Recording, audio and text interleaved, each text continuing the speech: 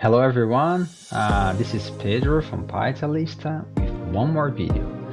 Today I'm gonna do a step-by-step demo on how to copy data capture from Azure SQL database into a data lake in Parquet files. So CDC has been enabled to all SQL servers, either on-prem or management instance or SQL DB. So what is change data capture? Change data capture is SQL Server monitors whenever you enable, it monitors a table and every change on that table, either insert, update, or delete, is recorded in a nice relational format that you can query and do whatever you want with this. So that's what we're gonna do here. I'm just gonna show you how the final product looks like and then you understand. So I have a SQL DB here. So the change data capture is enabled. And once you enable change data capture in the systems tables of your database, a lot of tables are created. But especially the table that you enable, in this case, I'm enabling this DBO customer CT, which is that one here. It has got like A records because I've just done a dry run, but all those changes here are captured in this other table here, which states for, in this case, I only have inserts, which is the operation number 2. And then it says what were the changes that happened when this operation was created. So what I'm gonna do is once I have this, I can create a pipeline in Data Factory that goes to the SQL database, run a store procedure, check what was the change in a specific time, and then if there is any change, it will copy to the data lake. I'm just gonna show quickly the pipeline, how it looks like when it's finished. It's pretty much two activities, actually 3.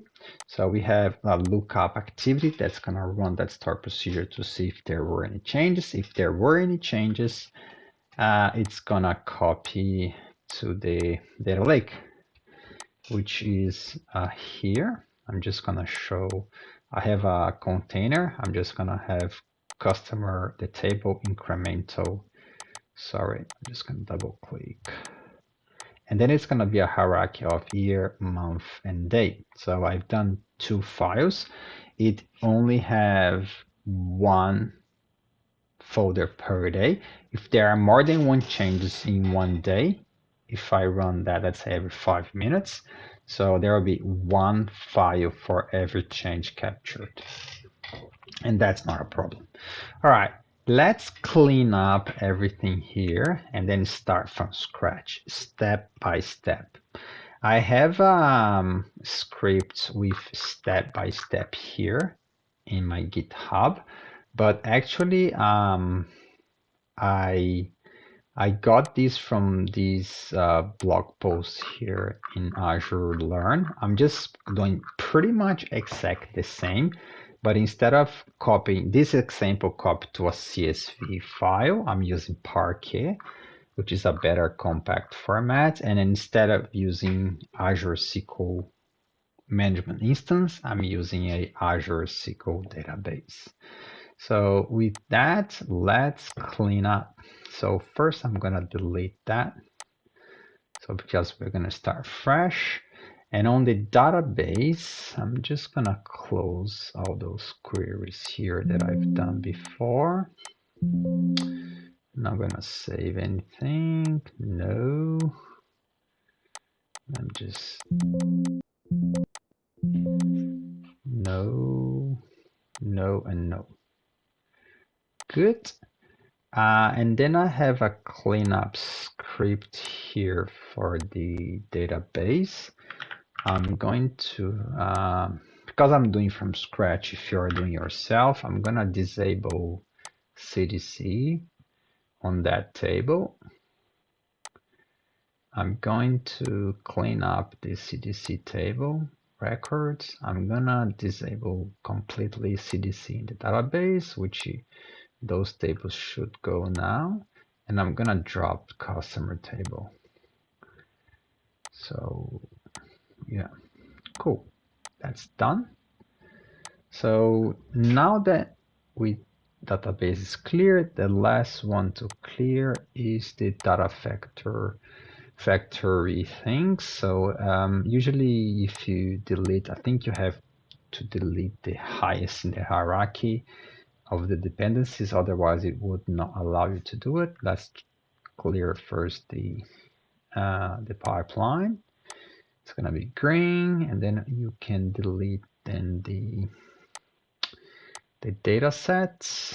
I'll delete this and that one delete, and then once I delete that, I can delete the link services and also the trigger. So let me delete the trigger, which is the tumbling window trigger. And I think I have to publish those deletions. So then I can for last delete the link services, which is here. I have that one there. Great. And the last one is this one. All right. I think now I have a fresh start. So let's go step by step. First step, you have to create in the database a new fresh blank table, which are going to be empty. You're gonna see that this is empty. And after that, you're gonna enable CDC in the database and in the table, which is the next step. I'm just gonna enable on the database, which is that store procedure, and then on the table you pass those parameters here, and that's enabled. With that, you will notice something new in your database. In the systems table, as I showed you before, there will be that table, but it's now empty. Let's create some data. Let's populate a little bit this table. I'm gonna create 3 records, and then what you'll notice here that obviously there are 3 records, as well as if I go to my CDC table, capture that one there, we also have the records captured here. All right. So let's go back to the data factory and create the linked services, which is the source and the destination that I'm going to get the data from and write the data to. If you have more questions about data factory, I explained that better in another video. I'm just going to put the description of the video here, and then you can see. So let's create those link services. First one is going to be a SQL database, and then I'm just going to call ls SQL source CDC, just for a convention, and I can find it easily here. I'm just going to get from that server this database. And I'm just going to pause a little bit to test and create so you cannot see my username and password. Created and tested. All connections are fine. Let's create this sync link like this, the destination, which is going to be a Azure account, which is a blob storage.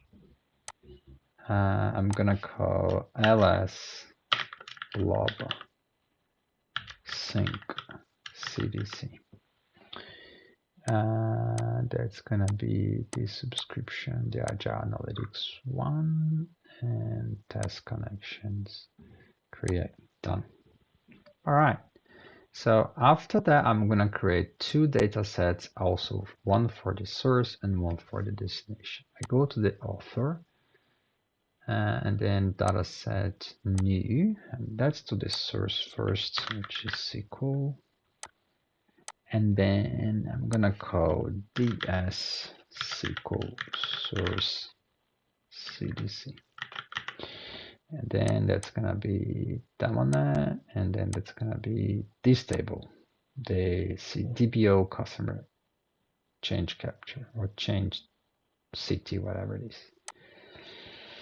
And then let's create the Parquet one, which is blob, and then Parquet continue. It's gonna be ds. I call lake. Did I call blob then? I'll call blob then. Ds blob sync CDC. Yeah, I call blob. So, and the container path is bronze. Not bronzo. Should be fine. Yeah, done. Let's do a pipeline to do a first run. I call it Incremental CDC demo.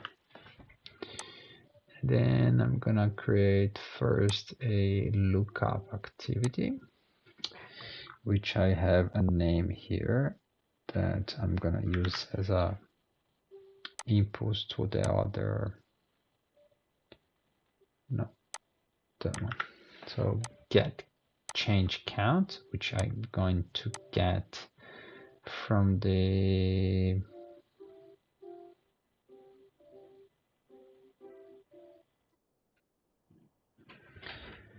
that we'll have from the source, and then that's gonna be a query, and then I'm just gonna copy the query for you guys. Easy. So what this query does, it uses a bunch of functions for CDC pre-written. We don't need to worry about it. Just gonna give a demo here. This is the query. So it's actually it's a query using functions. So it checks the minimal change for that table and the maximal up to today. So that's gonna be 3 records. So if I do the same here, I'll get the same results because I have the link services. Yeah. And that I'm going to put into or test into a if condition. The if condition that I will have here is going to be, I'm just gonna call if any changes, and the condition is going to be that one there. I'm just gonna show you right now. It is going to be, so checking if the output first row change count is greater than 0. If that's so, we would like to do something, but for now, we're just gonna put a placeholder, which is wait activity, which is gonna call it, do something just to do the first dry run. And then I think with that, we can do the first debug. And then I'll show you the output of that activity here, which is gonna be that first row change count, which if you go to the if is first row change count, all right? And then because it's true, the do something was executed. So let's now replace that, do something here with a copy activity, which is the most used in Data Factory, and then I'll call it copy changes to lake or blob. Let's put blob, we are using blob. So the source of that is going to be the SQL database. And the query is going to be very similar to that one there, but instead of like doing a count, it's going to select everything. I'm just going to show on the database. So that's going to be the same. Yeah, cool. And then I can do preview data, and that's going to be the same thing. So all good so far. So let's configure the sync of that copy activity, which is the Parquet. This one, and yeah, that's fine.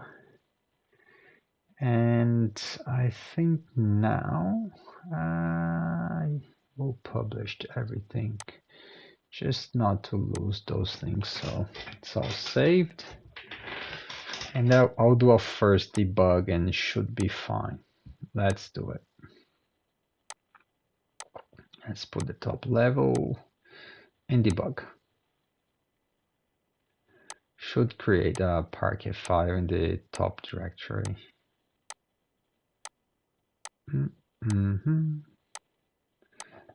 Sometimes take a while to kick this in. Yeah, it worked. So if we go here and refresh, we have got a file just gibberish because we didn't specify the name. We're gonna do this soon, you'll see.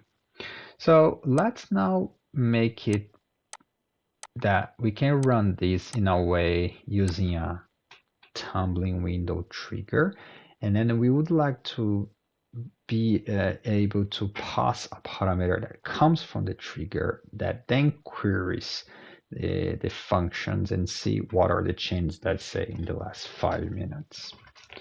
To do that, the first thing you need to do is to create some parameter in your pipeline. So I'm just going to create 2, which is going to be the trigger start and trigger end.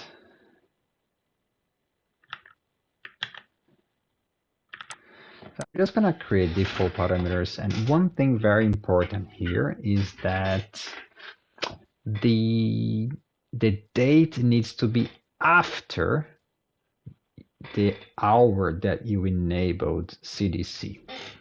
And that, I think, in the SQL Server is in the UTC time. So I'm here at 6:53 in Adelaide, but in UTC now is 9 in the morning, 9:23. So probably that's going to be like a few minutes before that CDC was created. You can run a query that I'm going to show you, which is going to be that one, that one, that one, that one. So it's one of those here. I think is this one. Can you see this time here? 9:12, which was kind of a few minutes ago. 9:12 right now is, yeah, about 10 minutes ago. So this video is getting a bit longer, but it's worth it. So let's go back here and then paste here. And then I'm gonna put 5 minutes later, which is gonna be 7. Let's, for the sake of it, do that query to make sure that it doesn't fail. I'll show you how it would fail. I go create another one. What's the date? Let's go back. I haven't memorized that number. Let's put, so that's 9:12, And then I'm gonna put 2917. That should work. Yeah, but if I put something lower than 12, I think it's gonna fail. Yeah, it says the insufficient number of arguments because it's out of bounds. So it really, there was nothing there. So that's it, should work now. So the next step that we need to do is parameterize the queries to make sure that it's not hard-coded. And that's done in the lookup activity first. On that one there, I'm just gonna delete that add dynamic parameter. Not this one. Just copying the wrong thing. Is so my script is that one there. So it's gonna be available in GitHub. Don't worry about it. Okay, so that's done. I can do a quick preview. Should be fine. Yeah, it's working. So we're not going to break. And the second thing that we need to change is in the copy activity on the source. Also parameterize this nicely, which is that code here.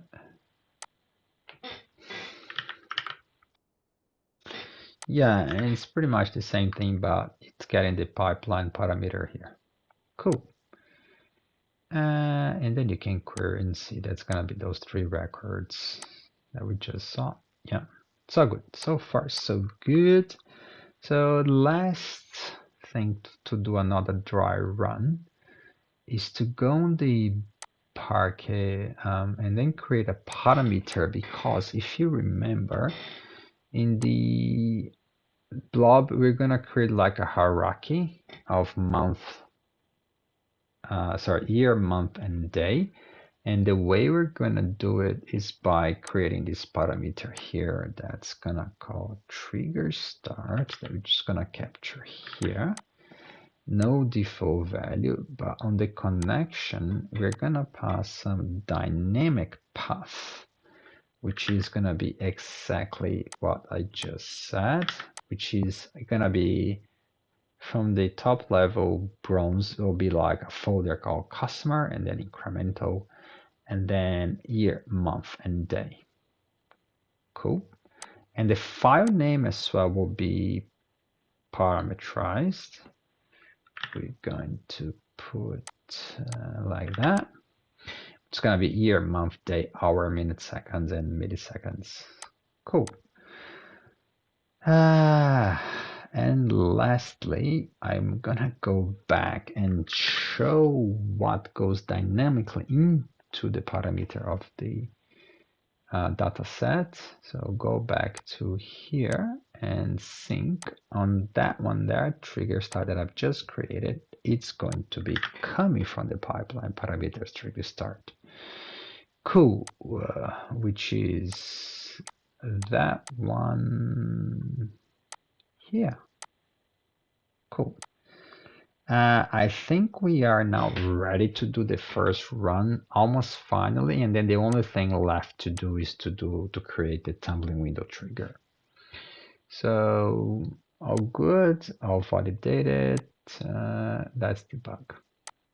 The parameters are those, it's all working. And let's hope for the best. So first step run, let's see the second and third step. So it's only for 25 minutes so far. Yeah, it's all good. Let's see how it looks. I'm gonna delete that one there. Yeah. And then that's it. Customer incremental 2003-53. That's the Parquet file. But how do you see the Parquet file? Ah, it's easy. You go here and edit. Oh, it's a binary. So to do that, oh, I deleted. Jesus, let's do again. I think I done that by mistake. Let's run this pipeline again. Debug. Bang. Let's do again. What this is. run. Yep, should appear there again. Bang. Okay, to read that, I have some Python code here, which I'm gonna put available on the my Git repository. So this one is called read parquet, which is pretty much reads what's on those tables. Should have 3 records. So if I go Python read parquet, and then it's gonna show 3 records. Voila! So nicely. Now let's configure the last step, which is create this tumbling window trigger.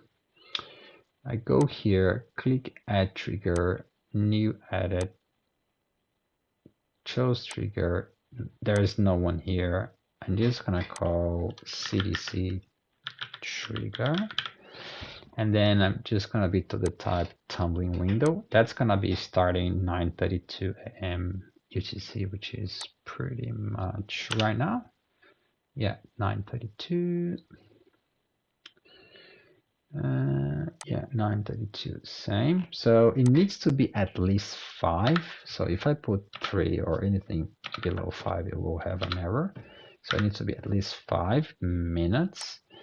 And pretty much it. And then next I'm going to be, that value cannot be hard coded, otherwise will be always the same time. In order to make the tumbling window dynamic, you have to pass that format here. That's gonna be passed to their pipeline. And then this one, I have this on my GitHub, don't worry about it. I'm gonna put the link in the description. So if you are new to Data Factory, I have other video that I'm gonna put the description here that I go more into the detail, explaining data sets, linked service, and etc. And then click OK. That's it. That's all done. So in order for the trigger to work, you have to publish. Otherwise, it will not work. And then we publish all other changes that we made. So it is working. While it's gonna take maybe 5 minutes to fire this thing up. So let's refresh these. So trigger runs, pipeline runs. So yeah, there was I did a little bit earlier today, but so while we do this, so because there will be no records, nothing is gonna be copied. So because I was querying like a longer period, but the next run is gonna be whatever was in UTC 9:33. In 9:33 there was no record. We need to create some new records. For that, I created a new SQL, a Python script called populate table. And then I'm using that faker library that create fake records, which is pretty cool. It's like random stuff. And then I'm just gonna call that script, which is populate, and then populate, bang, have got 5 new records there. If you remember, there was only 3, but if I close this and go on the customer, it's gonna be another 5 records, like totally random records. Email, beautiful, yeah, nice. If you want to understand that code, go to the GitHub. If you have any questions, put it on the comments below. Okay, let's see if the trigger started. Let me see. Not yet. Should be soon. I don't know how long it takes the thing to take, but I'll pause the video right now, and then when it's done, I'm gonna show you, or I'm just gonna cut this part. Okay, finally it's running. Let's go here. Yeah, it's finally running. So let's see what's gonna happen. 8 seconds, 10 seconds, 10 seconds, 12 seconds. Almost there. Yeah, succeeded. Let's see if another Parquet file popped up. with the other records. That's it. Done. Alright guys, thanks for watching again, and don't forget to subscribe to the channel, click the bell, like the video, and it was 30 minutes. I'll see if I can make it a little bit shorter. If you have any questions, put in the comments down below. Thanks for watching again guys, thanks for the support. Channel is doing great. Bye bye.